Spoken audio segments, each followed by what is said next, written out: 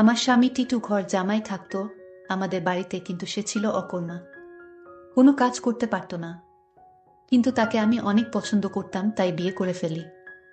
আমার মেজ ভাবির সন্তান হতো না, তাই আমার মেজ ভাই সবসময় মনমরা হয়ে থাকত আর ভাবিকে বলতো তোকে ছেড়ে দিয়ে আরও একটা বিয়ে করব। কিন্তু হঠাৎ একদিন রাতে লক্ষ্য করলাম আমার স্বামী টিটু মেজ ভাবির ঘর থেকে বের হচ্ছে। তার কিছুদিন পর ভাবি মহতে যাচ্ছে। আমি তা শুনে আমার মাথা ঘুরে গেল। তাহলে কি আমার স্বামী ভাবিকে? তাহলে মূল ঘটনাটা খুলে বলি। মাঝরাতে পানি খেতে উঠে নিজের স্বামীকে মেজ ভাবির ঘর থেকে বের হতে দেখে চমকে উঠল দিবারা। মেজ ভাইয়া 4 দিন হলো ঢাকায়, এখন ভাবি একা ঘরে। আমার স্বামী এত রাতে মেজ ভাবির ঘরে কি করতে গিয়েছিল সেটা জানার জন্য আমার মাথায় ঘুরপাক খাচ্ছে। এই ঘরের দিকে স্বামীকে আসতে দেখেই দরজা ভিজিয়ে দিয়ে বিছানায় উঠে ঘুমানোর অভিনয় করল দিবারা।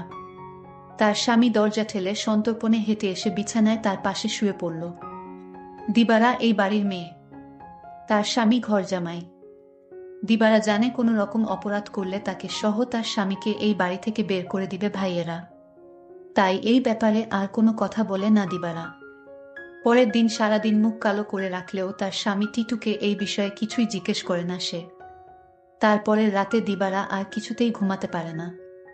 তার বিশ্বাস তার মেজ ভাই যতদিন শহরে আছে প্রতি রাতেই বোধহয় তার স্বামী মেজ ভাবির ঘরে গেছে। কিন্তু ঘরে গিয়ে কি করলো এটা তো আমি দেখি নাই, শুধু দেখতাম মেজ ভাবির ঘরে যেত। কেন যেত দিবারার মনে সন্দেহের সৃষ্টি হলো। তার বিশ্বাসকে সত্যি প্রমাণিত করতেই যেন ধীরে ধীরে টিটু দিবারার পাশ থেকে গড়িয়ে মেঝেতে নামল। এরপর পা টিপে টিপে ঘরের দরজা খুলে বাইরে চলে গেল। রাত এখন কয়টা হবে? 1টা, 2টা। টিটু কোনো কাজ না জোগাড় করতে পারায় ভাইদের উপর নির্ভর করেই বেঁচে আছে তারা দুজন। দিবারা টিটুর এই অর্থ উপার্জনের অক্ষমতাটাই পুষিয়ে দেয়, সারাদিন গাধার মতো বাড়ির কাজ করে। সারাদিন কাজ করায় শরীর এতই ক্লান্ত হয় যে সারারাত মরার মতো ঘুমায় দিবারা। কয়বার টিটু তাপ্পড় দিয়েও দিবারার ঘুম ভাঙাতে পারেনি। তাই রাতে যে দিবারা জেগে থাকতে পারে এমন কোনো ভয় তার ছিল না বলা যায়। আর এই সুযোগে মেজ ভাবির ঘরে যেত। কিন্তু কেন যেত তা আমি কিছুই জানতাম না। পরদিন রাতে দিবারা ঘুমায়নি। সে রাতে জেগেছিল তার স্বামী কি করে তা জানতে। তখনই দেখল দিবারার স্বামী বিছানা থেকে ধীরে ধীরে উঠে গেল।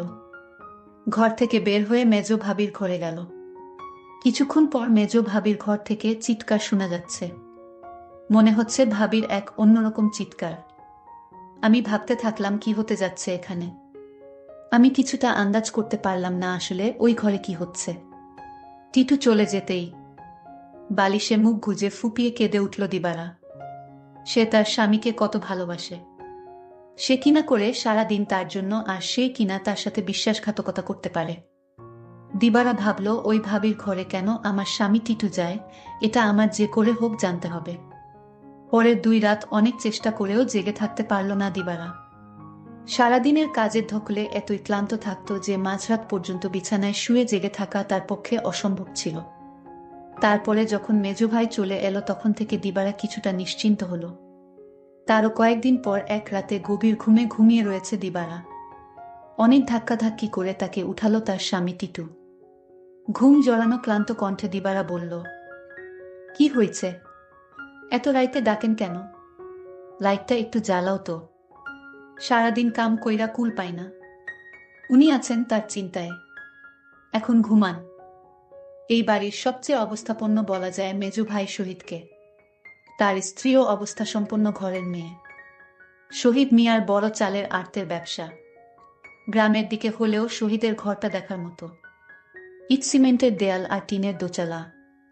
তার ডান পাশে দুটো ইটের তৈরি ছাপড়া ঘরে থাকে ছোট ভাই বাদল আর বড় ভাই জলিল। তাদের দুটো ঘরের মুখোমুখি উঠান পেরিয়ে একটা টিন আর বাঁশের তৈরি ঘর। এখানেই দিবারা আর টিটুর সংসার। দিবারা খুব চিকন আর কালো হওয়াতে বাবা মায়ের মৃত্যুর পর 3 ভাই অনেক খুঁজেও কোনো পাত্র পায় না। শেষমেশ এক ভব ঘুরে ভাদাইমা গোছের এই টিটুকে ঘর জামাই হিসেবে আনে।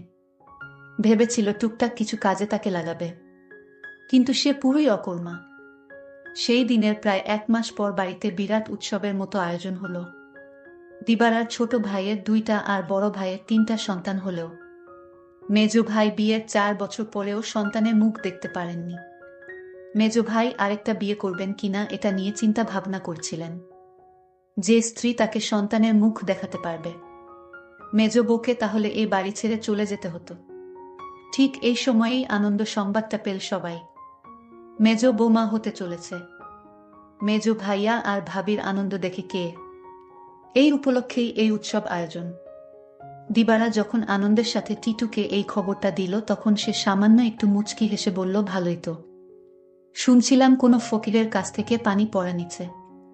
ফকিরটা কামেল। সেও কি যাবে নাকি সেই ফকিরের কাছে?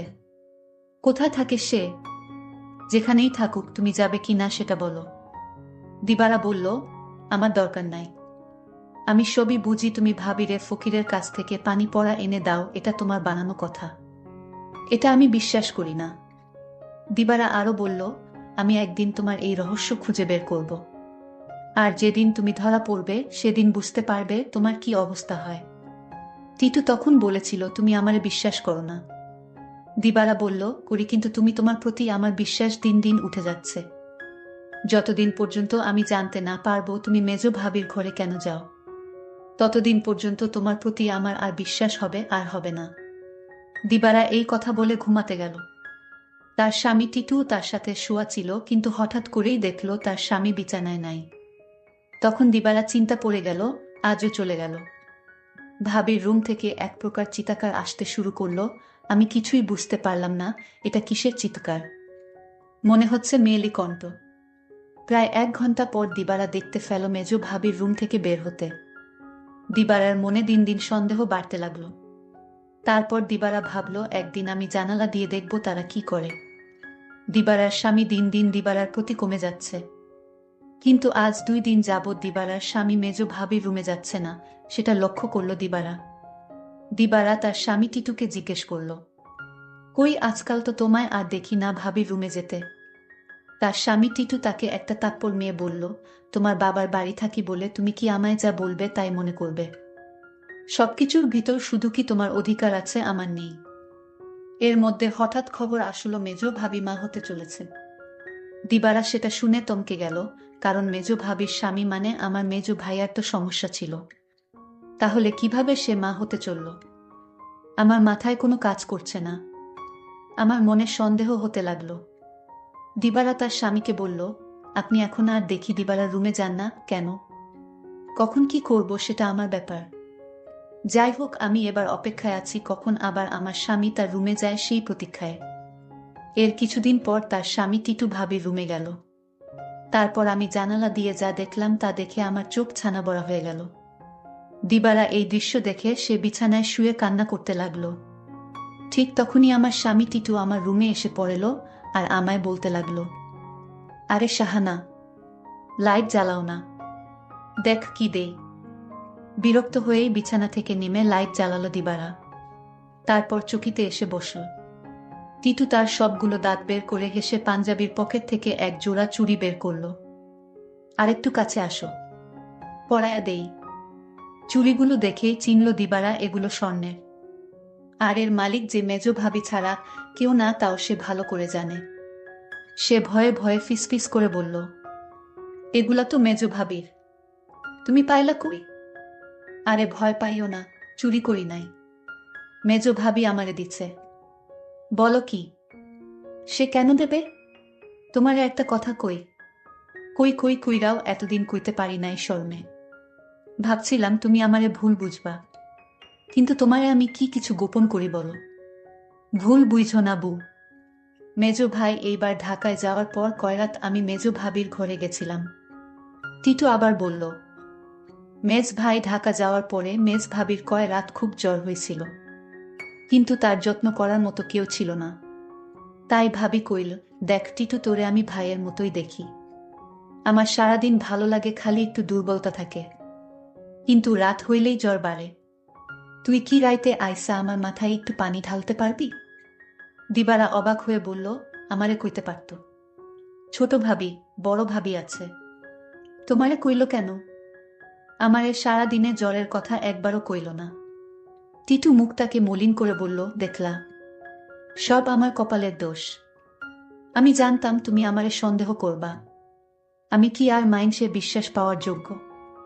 দিবারা এবার কাঁদো কাঁদো হয়ে বলল, না গো, আমি ওইটা বলি নাই।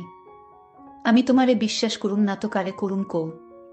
তুমি ছাড়া আমার আর কেরা আছে? তুমি আমারে ঠকাই বা ফিরিসতা আইসা কইলেও বিশ্বাস করুম না। এই না হইলে আমার বউ। শুনো, ভাবিরে কইলাম দিবারারে পাঠায় দিবনে। ভাবি কইল, আহা, বেচারি সংসারটার লাইগা কাজ কইরা সারাদিন মরতাছে, তারে আবার রাইতে ত্যাক্ত করা কেন?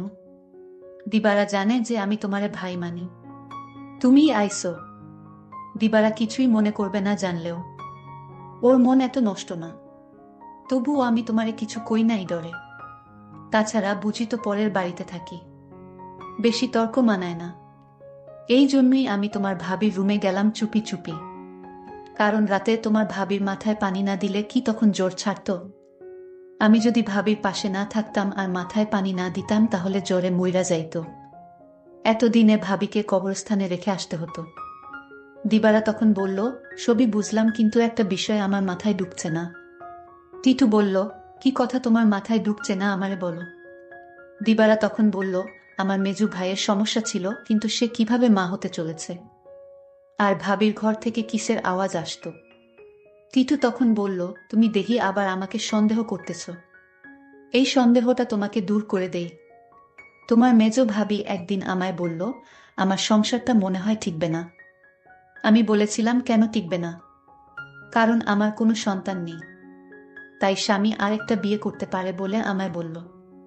আর তখনই আমি বলেছিলাম, তোমার ভাবিকে শোনো, তুমি কিছু চিন্তা করো না, আমি সব ব্যবস্থা করতেছি। আমি তখন এক ফকির বাবার কাছে গেলাম। ভাবির সমস্যাগুলো খুলে বললাম। ফকির বাবা বলল, আমি তোমায় এক গ্লাস পানি পড়া দিব। সেটা 2-3 ফুটা করে সপ্তাহখানে খেতে হবে। তাও নিজ হাতে খেলে হবে না, তার স্বামী তাকে কাওয়াই দিতে হবে। তখন তো বড় ভাই বাড়িতে ছিল না। আমি কোনো উপায় না পেয়ে এক গ্লাস পানি পড়া নিয়ে আসলাম। আর এই ফকির বাবার পানি পড়া খেয়ে আল্লাহর রহমতে সে সন্তান লাভ করেছে, বুঝলে এবার দিবারা। আর তোমার ভাবির ঘর থেকে যে শব্দ আসতো সেটা ছিল LED শব্দ। তুমি তো শুধু শুধু আমায় সন্দেহ করতে। দিবারার চোখ ভিজে উঠে। আহা, তার এই স্বামীকে আর ভাবিকেই নাকি সে ভুল বুঝেছে। কি বাজে চিন্তাই না করেছে সেই রাতে তার স্বামীকে ভাবির ঘর থেকে বের হতে দেখে।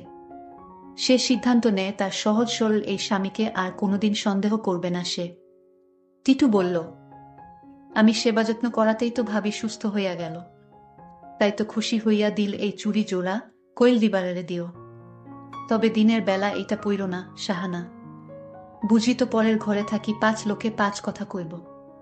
দিবারা তখন কেঁদে কেঁদে বলল, আমি তোমাকে অনেক কষ্ট দিয়েছি, তোমাকে অযথা সন্দেহ করেছি, আসলে তুমি নিষ্পাপ। দিবারা বলল, তুমি মেজ ভাবির ঘরে গিয়ে মেজ ভাবিকে মায়ের মতো যত্ন করে সুস্থ করে তুলেছে, এরকম স্বামী এখনকার যুগে পাওয়া বড় কঠিন। দিবারা বলল, আমায় ক্ষমা করে দিও তুমি। তুমি ক্ষমা না করলে আল্লাহ আমাকে ক্ষমা করবে না। টিটু তখন হেসে বলল, আমি তোমাকে ক্ষমা করে দিয়েছি। বন্ধুরা, আজকের গল্পটি কেমন লাগলো তা অবশ্যই কমেন্ট করে জানাবেন, আর এরকম নতুন নতুন ভিডিও পেতে আমার চ্যানেলটিকে সাবস্ক্রাইব করে পাশে থাকবেন। ধন্যবাদ।